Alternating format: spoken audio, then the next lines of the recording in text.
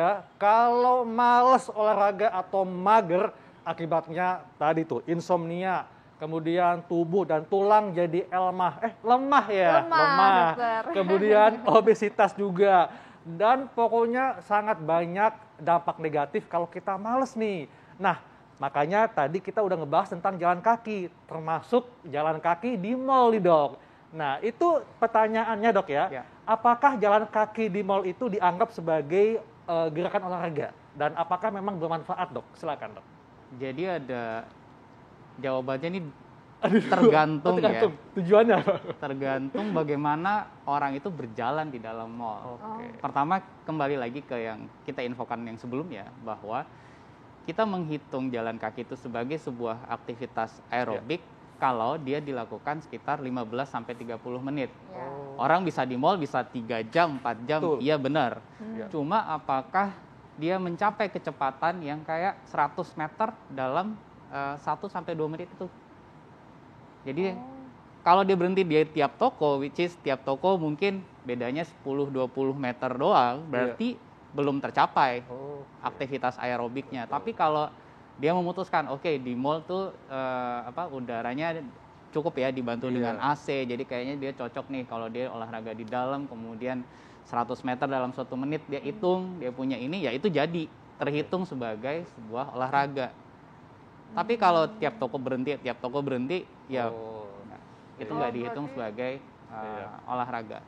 Makanya pas banget nih suami yang menggenggam erat tangan istrinya ketika di mall supaya jalan terus ya. Bukan karena mesra, tapi takut mampir. Iya, jadi itu niatnya supaya istrinya tetap olahraga ya dokter ya. Ternyata enggak ya dokter ya, berarti memang harus dengan intensitas yang tepat juga ya kalau mau dianggap sebagai olahraga. Gampangnya tadi, 100 meter dalam 1 menit. Hitung tuh. 100 meter dalam 1 menit selama 15 menit. Bisa disiasatin kan, di mall 15 menit dia jalan kayak gitu, sisanya dia belanja kan bisa. Ibu-ibu bisa sisatin kayak gitu. Iya.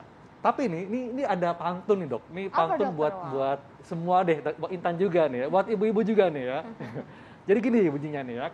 Ke Singapura main gasing. Asik, cakep. Karena lelah, ku duduk di atas bangku.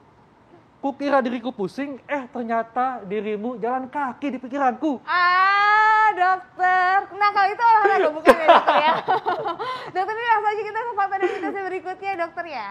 Ini bahwa katanya olahraga ringan termasuk jalan kaki, katanya dapat menurunkan risiko penyakit diabetes. Ini fakta atau mitos dokter? Fakta. Ya. Hubungannya gimana tuh dokter? Risiko diabetes atau pada mereka yang pre-diabetes untuk berkembang menjadi diabetes itu turun 30-40%. Kalau mereka yang rutin melakukan aktivitas aerobik 15-30 menit sehari, termasuk jalan kaki yang tadi. Jadi yang terjadi adalah perbaikan kadar gula darah. Kadar gula darah yang diamati pada orang-orang yang melakukan penelitian itu kok turun ya. Kemudian sensitivitas insulinnya menjadi lebih bagus, sama berat badannya juga ikut turun. Gitu.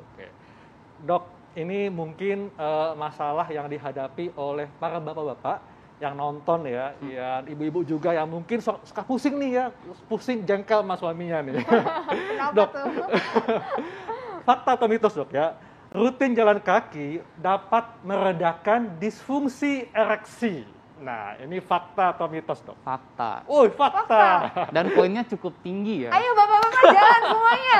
Poinnya cukup tinggi, jadi meredakan pada mereka yang sudah didiagnosis oleh dokter mengalami disfungsi ereksi, jadi kayak akan terkoreksi sekitar 40% lebih bagus lah, dibantu dengan pengobatan. Ya, pengobatan nggak hanya minum obat, tapi juga terapi lain yang disusun oleh dokter yang menterapi disfungsi ereksi itu, tapi juga mencegah, juga ikut mencegah. Karena kan kalau jalan kaki, maka diharapkan kualitas pembuluh darahnya itu menjadi lebih baik. Dan alasan kenapa seseorang bisa disfungsi ereksi itu karena pembuluh darahnya kurang bagus. Kalau ini diperbaiki, maka risiko disfungsi ereksinya jadi turun. Dan juga mencegah dok ya? Oh, berarti bisa mencegah juga dokternya, bukan hanya untuk menurunkan. Jadi lebih baik mencegah daripada mengobati. Ayo calon suami, rajin jalan ya. Nah dokter, ini ada fakta dan mitos berikutnya dokter. Ini katanya berjalan kaki secara rutin dapat mencegah osteoporosis. Ini fakta atau mitos? Lagi-lagi fakta ya. Fakta. Iya. jalan kaki dan juga aktivitas lain seperti jogging itu membantu memadatkan, menjaga kepadatan tulang. Iya. Udah. Kalau dia mager, maka ditemukan risiko terjadinya osteoporosis itu menjadi 30% lebih tinggi dibandingkan mereka yang aktif berolahraga. Iya. Maka kalau mau cegah osteoporosis, lakukanlah olahraga termasuk jalan kaki. Oke, Dan jadi tentunya dikombinasikan dengan pola makan yang sehat pola juga, makan Dok, ya? yang sehat, cukup kalsium, cukup vitamin D. Indonesia ada ikan, ada matahari. Mungkin sekarang lagi musim hujan ya. Terus kita kombinasikan dengan olahraga aerobik. Oke. Dok, bagaimana dengan jalan yang menanjak seperti hiking? Nah, apakah ini bisa berdampak juga untuk tulang? Karena kan cukup tren nih, Dok, ya. Orang hiking ke gunung. Nah, ini bagaimana, Dok? Lagi-lagi hitung waktu. Kita perlu lihat apakah waktunya tercapai. jalannya. Maksudnya Memang intensitas kalau jalannya. dia para pendaki, karena kan itu kerja dari otot termasuk jantungnya kan lebih keras dibandingkan kalau jalan kaki yang di permukaan yang datar ya. Maka hitungannya justru dia agak berkurang sedikit. Kira-kira dia jadi 8 sampai 10 menit. Kalau dia bisa menanjak di tanjakan 30 sampai 45 derajat. Tapi harus hati-hati pada mereka yang sudah ada riwayat penyakit jantung atau hipertensi, karena di situ kerja jantung sama pembuluh darah kan meningkat ya. Lagi-lagi konsultasi dulu ke dokter. Kalau untuk tulangnya gimana, dokter? Kan biasanya pendaki itu bawa carrier berat juga, terus udah gitu dia makanya dokter ya harus menopang berat badan dan juga carrier. Terus itu gimana? Untuk tulangnya juga kalau carrier-nya itu tidak pas, malah bisa memicu kelainan tulang belakang ya. Atau bebannya terlalu berat. Jadi ini memang harus ditimbang-timbang antara kekuatan orang itu dengan beban yang dibawa dan juga bagaimana kesesuaian postur dia saat menanggung, membawa tasnya gitu, membawa carrier-nya. Nah, nih dibandingkan dengan lari, Dok, ya, olahraga jalan kaki ini apakah lebih efektif mana, Dok? Jalan kaki, jogging, atau berlari? Dibandingkan dalam hal keefektifannya untuk menjaga atau meningkatkan kesehatan. Kalau seseorang itu sanggup untuk misal dia lari atau jogging, maka itu tentu lebih baik ya. Tapi seperti yang saya infokan di awal, kadang-kadang orang tuh butuh titik untuk mulai. Iya, betul. Ya kan, daripada mager cuman duduk di sofa sambil nonton, sambil makan gitu kan. Mungkin dengan jalan kaki adalah starting point yang bagus. Betul. Nah, nanti selanjutnya dia akan evaluasi, oh saya sanggup nih kalau saya lakukan jogging kayaknya. Maka ditingkatkan. Oh, saya bisa lari. Iya, betul. Lari, lihat kapasitasnya. Oh, kan kita kadang-kadang yang para pelari itu ada jam tangan yang bisa evaluasi berapa kecepatan nadinya. Nah, di situ juga bisa jadi patokan. Iya. Dok, kalau untuk lari dan bersepeda mungkin kita sudah cukup tahu mengenai batasannya. Nah, apakah ada orang yang sebaiknya dibatasi atau dihindari untuk berjalan kaki? Apakah ada kriterianya, Dok? Mungkin lebih kita lihat fungsi jantungnya. Itu dulu. Selain mungkin kalau ada osteoartritis atau orang-orang bilang sering kayak asam urat ya, padahal sebenarnya bukan asam urat yang salah, tapi memang bantalan sendinya udah mulai berkurang. Nah, di sini kita lihat kalau mereka yang gangguan jantungnya itu berat, kadang-kadang untuk jalan kaki ke kamar mandi aja itu sulit. Maka dia akan perlu konsultasi bertahap dan juga melihat progresnya. Oh, saya bisa jalan 10 meter, Dok. Bisa jalan 20 meter. Minggu depan udah bisa bertambah. Jadi jangan langsung memaksakan diri. Betul.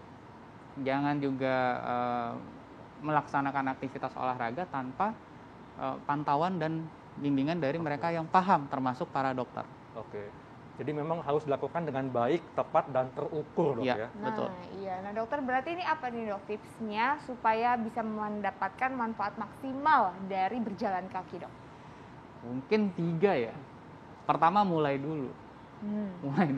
Niat ya? Jadi jangan kita cuma sekedar, oke, nanti saya jalan kaki deh, tapi nggak jadi-jadi. Starting dulu. Jalan kaki nggak mesti ada sepatu lari kan? Ya kan? Bisa dengan sandal yang proporsional, bisa dengan alas kaki yang lain. Jalan kaki dulu. Kemudian lihat itu kemampuannya. Oh, saya bisa 100 meter dalam 2 menit.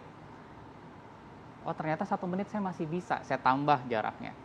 Tambahkan jaraknya sampai kemudian tercapai angka minimal 15 sampai 30 menit dengan kecepatan yang itu tadi 100 meter dalam 1 sampai 2 menit. Berarti kalau dia jalan 15 menit 1,5 kilo dapat. Betul. Bisa. Dan itu udah cukup untuk kita mendapatkan manfaat-manfaat yang tadi kita sebutkan. Dia dapat penurunan risiko diabetes, perbaikan kadar kolesterol, penurunan berat badan, perbaikan fungsi jantung dan pembuluh darah. Tapi lagi-lagi tolong mereka yang sudah punya penyakit tertentu, punya komorbid itu, jangan lupa konsultasikan ke dokter. Setuju. Gitu. Oke. Supaya lebih aman untuk pasien-pasien. Betul banget, Dok. Baik, Dok, terima kasih untuk penjelasannya. Terima kasih, Terima kasih, Mbak Indan. Dokter. Haikal. Iya. Intinya jalan kaki jangan males, jangan mager ya. Iya, nggak boleh mager. Nah, Dokter Haikal ini Betul. juga nih ya kan kadang-kadang ada permasalahan bagi para wanita yang sedang hamil.